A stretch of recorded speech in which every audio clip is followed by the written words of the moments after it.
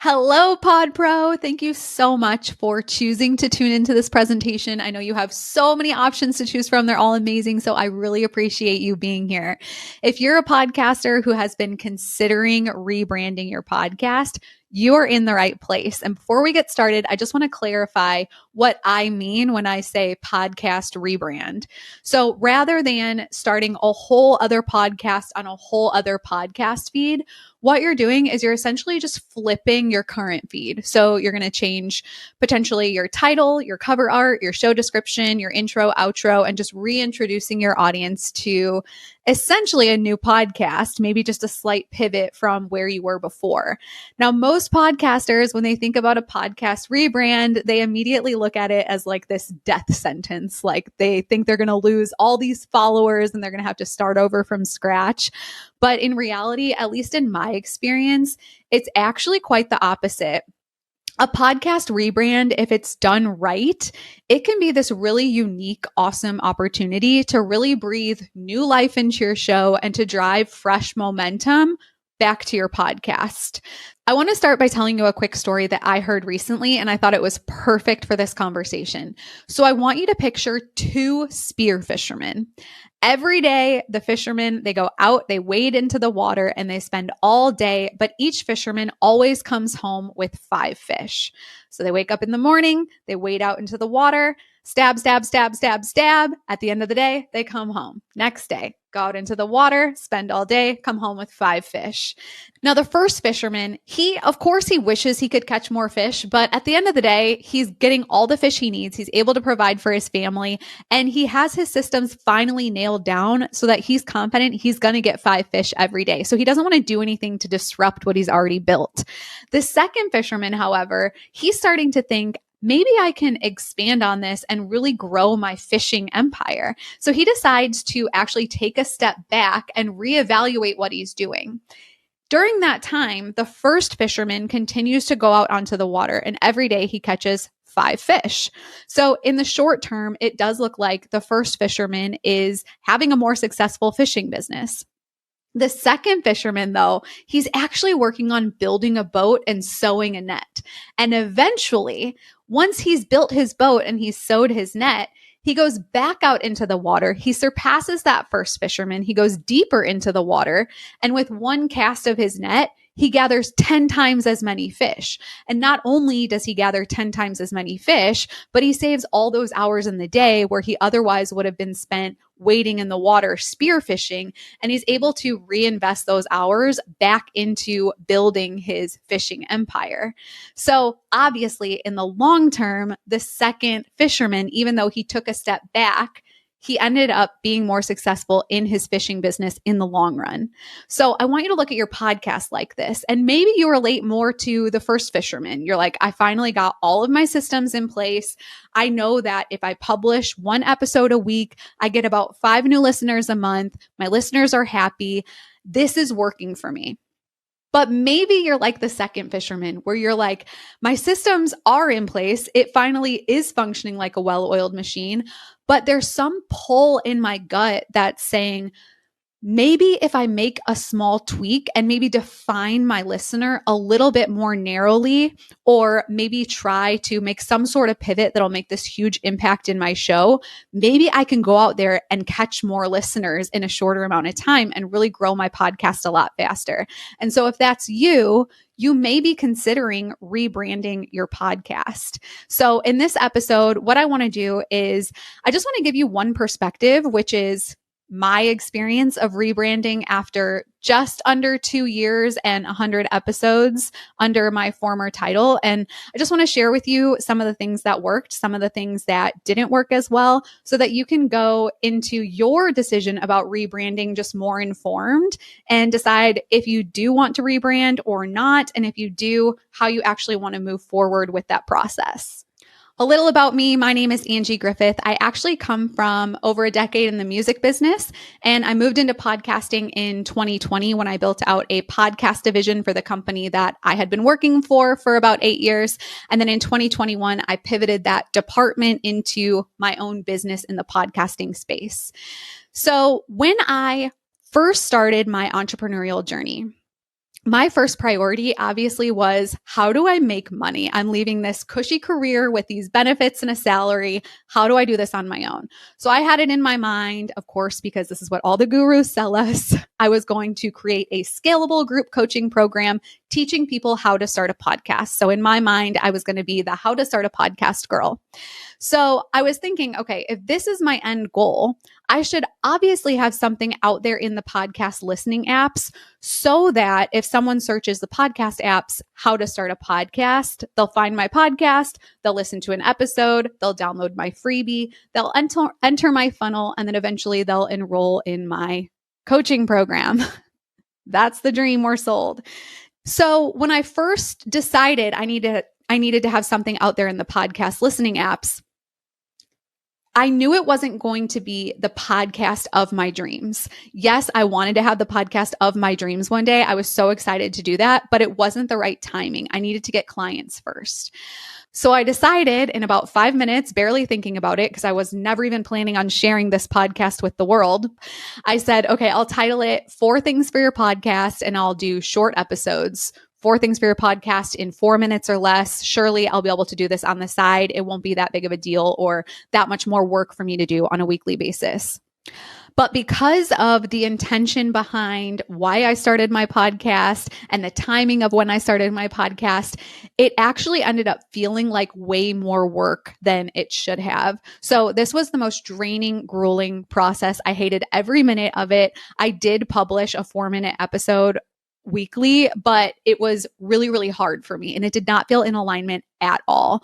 And I think really the reason for that was because the energy behind my podcast was, what can my podcast do for me? How can I get clients through this 4-minute episode that I'm sharing out there with the world? Why isn't it working quickly? What's going on? Rather than, hey, how can I actually build a community and serve others through my podcast content? So I had it all backwards. So on a whim, again, it was in January of 2022. So this is 9 months after I had started my podcast originally. I decided, hey, I need to switch up the energy here and I want to eventually have the podcast of my dreams. I have a podcast. Why don't I just pivot this podcast into something that I actually will enjoy and get something out of showing up to week after week after week? And so that's what I did. I started to take my podcast more seriously. I started releasing full-length episodes, mostly guest interviews, and to fit the title that I made for myself, 4 Things for Your Podcast, I decided to recap at the end of every episode what my 4 takeaways were from whatever the episode topic was. Now that served me for some time. In the stage of business and the stage of my creator journey that I was in, this was helping me to develop myself as a better podcaster, as a better interviewer. And I really think this was what I needed to be doing in that time. But eventually, about 13 months into doing that, I started to build up this resentment for my podcast. I felt like I was fitting myself into this box of this title that I created for myself back in April of 2021, 4 Things for Your Podcast. And I had this whole extra workflow step of recapping the episode at the end, which I didn't want to be doing, but I was doing it just to fit into this title that I made for myself. And not only that, but I felt like the former podcast was speaking to a completely different podcaster. So like I said, when I first started my podcast, I thought I was going to be the how to start a podcast girl. What I realized after almost 2 years of podcasting and developing this craft and developing myself more as a creator and a business owner and serving clients and working with clients, what I realized was I don't really enjoy the how-to, and that's not really what I want people coming to me for.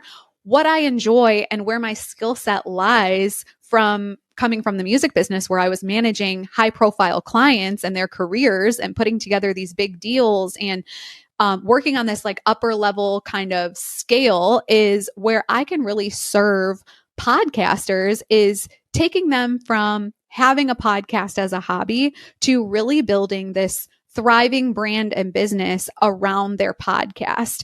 And so I started to think, hey, I'm actually talking to the podcaster who's already out there sharing their message, making an impact. They're influencing people, they're building a business. And so I was thinking, okay, the influencers of podcasting, podcast influencer, the word podfluencer just came to me, and I was just so excited about this term. And immediately when I came up with this word, I was like, this is the title of my podcast. This is who I'm speaking to. I need to immediately rebrand my podcast. So this was on February 2nd. I had the idea. I was so on fire about it. The very next day, I started the process of filing the trademark for my podcast title. About a month later, I reached out to a good friend, Lauren Pacell, who you may be familiar with. She is just this genius when it comes to podcast promotion. So I asked her if she'd want to come on board and help tackle some of the promotion and outreach for me. And she did, which was awesome. And then on April 18th, I relaunched my podcast under the new title, Podfluencer Society, along with a new description, a new intro, new logo, branding, cover art, everything. So if you want to talk about the exact steps I took, it's very simple. I decided that I was going to rebrand.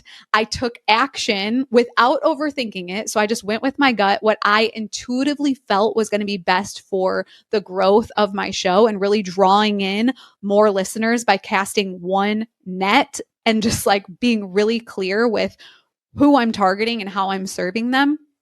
And then I went all in. So I could have just kind of flipped my assets in the background and just like quietly soft announced it and didn't make a big deal about it. That was one option.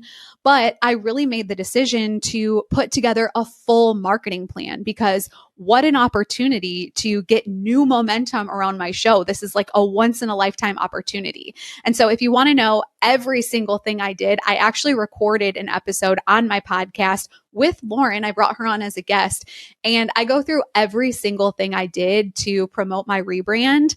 And that episode it's episode 100, and it's titled Unveiling the Secrets, Insider Access to My Podcast Rebrand Promotion Strategies. And that was released on May 9th, 2023. So if you're curious, that episode does exist for you. There is zero chance I'd be able to cover it all in this presentation.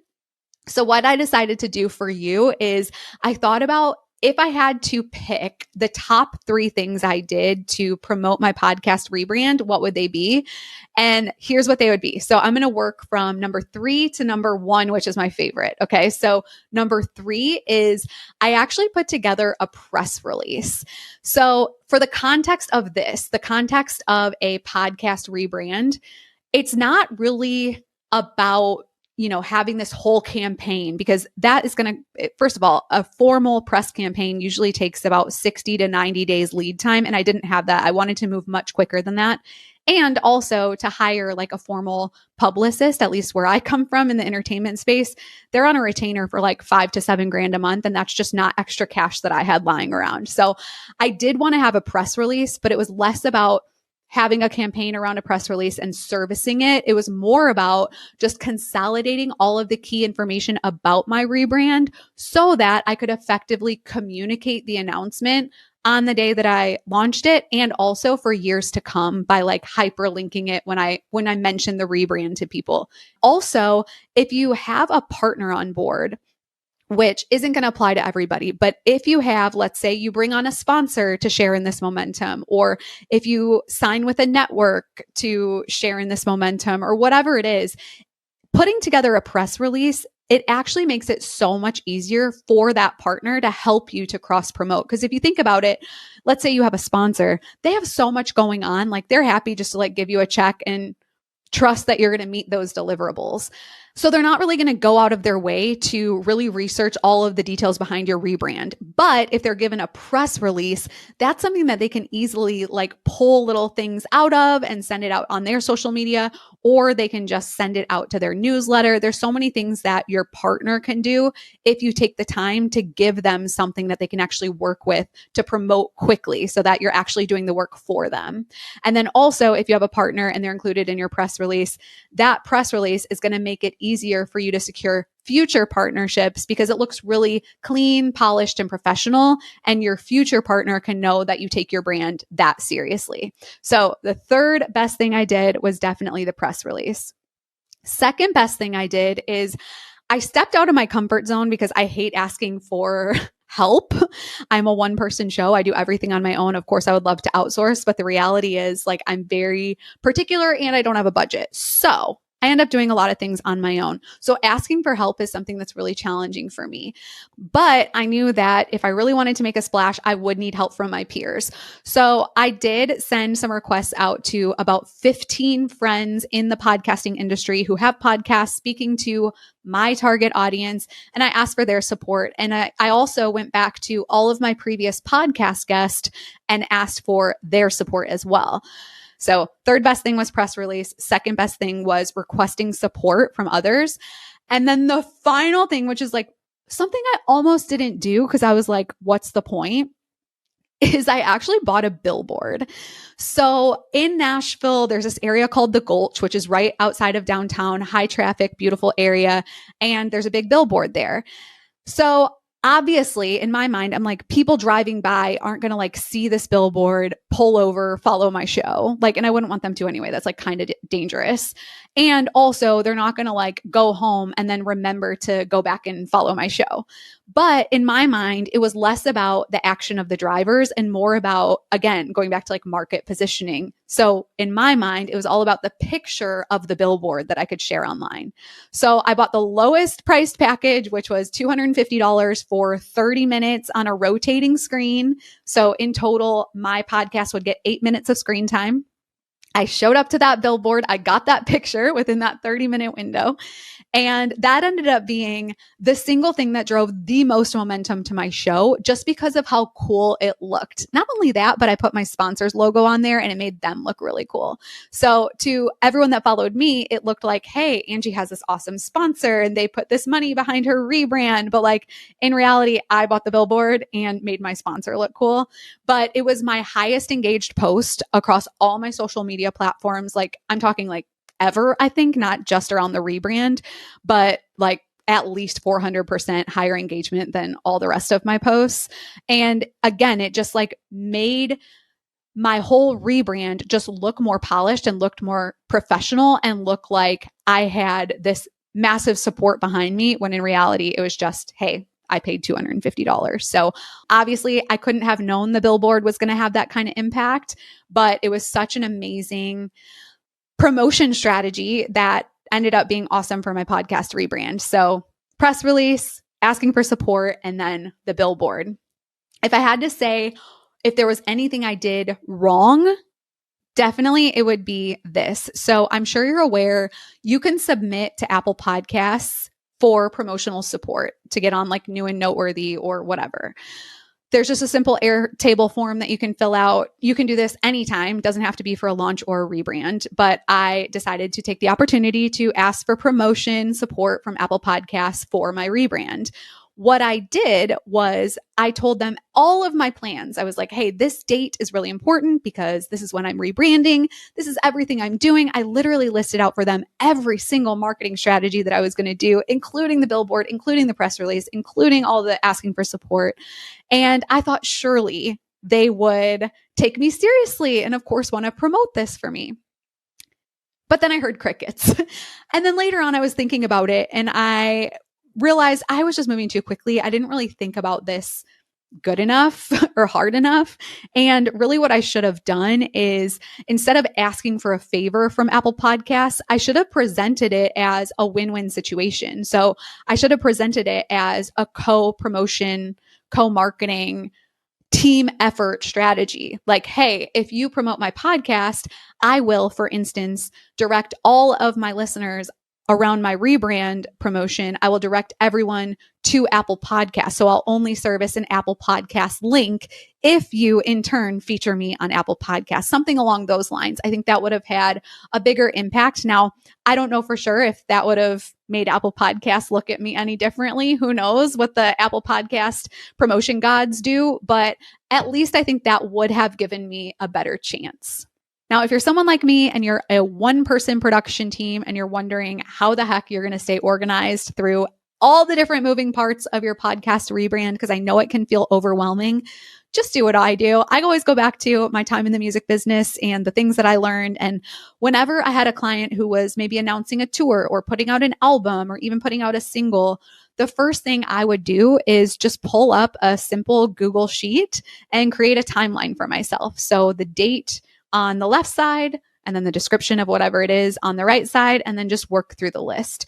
Having things in writing makes it so much easier to digest, especially if you have deadlines. So highly recommend creating a timeline for yourself. I actually have, it's totally free. It's a podcast rebrand checklist. So just some of the things to consider if you're going into a podcast rebrand. And then linked in that checklist is an example of a timeline. So you can see exactly what I mean. And if you're interested in that, just go to podfluencerproducts.com/rebrand. To wrap it all up, let's talk about the results. Obviously, podcasting results come in time for the most part. So we're going to see how this goes in the future. But I can say in the immediate, the month that I went live with my rebrand, which was April, was my highest downloads ever. Nothing, again, to write home about, but definitely higher than every other month. Zero negative feedback, all positive. This has been super beneficial for my brand. I feel totally in alignment now with my purpose and with my community. And that allows me to be more confident, be more creative. I will say my podcast, thankfully, is always growing and evolving. So by the time you're watching this video, maybe I've already made another big change. Who knows? Thank you so much for spending your time with me. And I hope to talk to you again very soon.